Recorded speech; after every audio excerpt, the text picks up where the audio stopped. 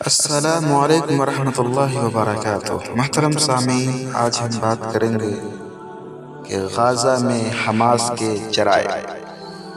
دوستو، اگر چینل پہ نئے ہیں تو ہمارے یوٹیوب چینل کو لال بٹن دبا کر سبسکرائب ضرور کر دیں، فیس بک پہ ہیں تو فالو ضرور کر دیں۔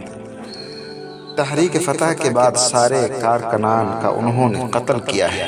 بطور خاص سرایہ شہدائے الاقصی پر ظلم و زیادتی، اور سروے سے پتہ چلتا ہے کہ غزہ میں تحریک کے فتح کے سینکڑوں کارکنانوں کا قتل کیا ہے۔ بہتوں کو بلا مقدمہ اور تحقیق کے جیل میں ڈال دیا جاتا ہے اور وہیں پر مار دیا جاتا ہے۔ غزہ میں سرگرم مزاحمت کا تحریک کا تمدر کا کہنا ہے کہ خونی انقلاب کے بعد حماس نے 700 سے زائد فلسطینی نوجوان کو بلا جرم کے قتل کیا ہے۔ باقی مقابلہ کرنے والوں کے قتل کا کوئی شمار نہیں ہے۔ تقریباً 4000 لوگوں کے پیر کاٹ ڈالے ہیں۔ بروز جمعرات مورخہ 6/8/2007 کو حی زیتون میں واقع مسجد ارض رباط میں حماسیوں نے ظلم کیا۔ اس طرح کے حماسیوں نے اسلحہ کے ساتھ دسیوں جیپ مسجد میں گھسا دی اور مسجد کا محاصرہ کر لیا، اور پھر اس میں خیم موجود مصلیان پر گولی چلا دی، جس میں سرایہ شہدائے الاقصی کے کارکنان میں بھی موجود تھے۔ رفح کے اندر موجود مسجد ابن تیمیہ کو اگست 3009 کو حماسیوں نے منہدم کر دیا۔ حماس کے بعض کارکنانوں نے حماس کا ساتھ چھوڑ کر عبداللطیف موسیٰ کے خیمے میں چلے گئے، جن پر حماس نے RPG گولیوں اور میزائل سے حملہ کیا اور مسجد ابن تیمیہ میں موجود 30 مصلیان کو 30 نمازیوں کو قتل کر دیا۔ اس طرح ان لوگوں کے گھروں کو بھی منہدم کر دیا، اور اس خونی اور جارحانہ قتل خون ریزی کے بعد حماس نے میڈیا میں آ کر صرف اتنا کہہ دیا کہ یہ لوگ حماس کی تکفیر کرتے تھے، اور یوسف قرضاوی نے حماس کے اس قتل خون ریزی کو جائز ٹھہرایا، ایک پریس کانفرنس میں بیان دیتے ہوئے کہ میں سمجھتا ہوں کہ اس مسئلے میں حماس کا حق بجانب ہے، یعنی حماس کے جرائم کو قرضاوی نے جائز ٹھہرایا۔ اہل سنت والجماعت کے بہت سارے ان نوجوانوں کو گرفتار کر کے جیل میں ڈالا گیا اور انہیں سنت سزائیں دی گئی، اور بہتوں کو قتل کیا گیا محض اس وجہ سے کہ وہ حماس کے افکار سے متفق نہیں ہیں، جیسے کہ محمود فیاض وغیرہ کے ساتھ ہوا۔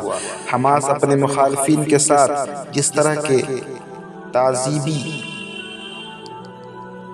طریقے اور اسالیب استعمال کرتی ہیں وہ بہت ہی گھناؤنا اور غیر انسانی ہوتے ہیں۔ مظاہرہ کرنے والوں پر بلا وجہ لاٹھی چارج کرتے ہیں اور مار کر توڑ دیتے ہیں، اور پھر جیل میں لے جا کر غیر انسانی سزائیں دیتے ہیں۔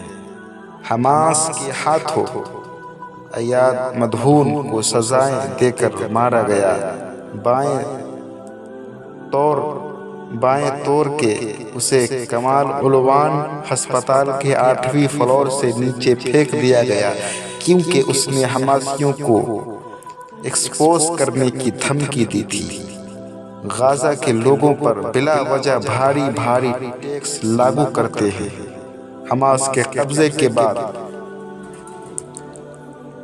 بے روزگاری کی شرح تیزی سے بڑھتی ہے، جس کی وجہ سے وہاں کے لوگ کبھی کبھی اس مسئلے کو لے کر احتجاج کرتے ہیں، مگر حماس انہیں پیٹ کر جیل میں ڈال دیتی ہے۔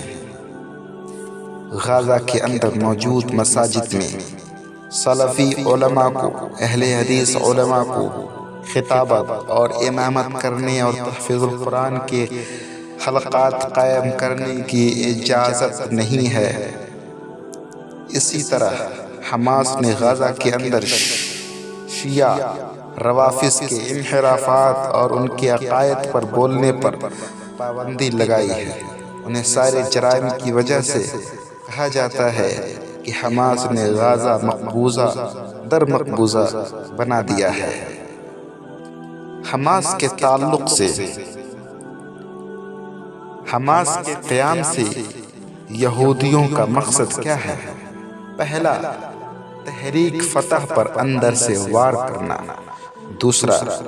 دوسری تنظیمی اور تحریکیں جو اسرائیل کے لیے زیادہ خطرہ ہے انہیں اندر ہی سے توڑنا۔ تیسرا، فلسطینی قوم پر حملہ کرنے اور انہیں بدحال کرنے کے لیے حماس کو بہانہ بناتے رہنا اور کبھی کبھی فلسطینی عوام پر حملہ کرنا اور فلسطینی علاقے میں مزید توسیع کرنا حماس کے جرائم کا بہانہ بنا کر اور دنیا میں ہمدردی لینے کی خاطر۔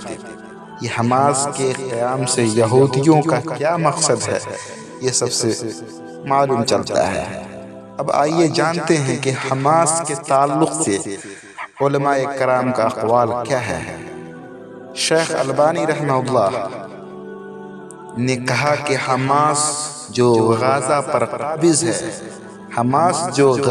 قابض ہے، وہ کوئی اسلامی تحریک نہیں ہے، خواہ آپ کو اچھا لگے یا برا، کیونکہ اگر وہ اسرائیل سے جہاد کرنے میں مخلص ہوتے تو پہلے اس کی تیاری کرتے۔ کہاں ہے تیاری؟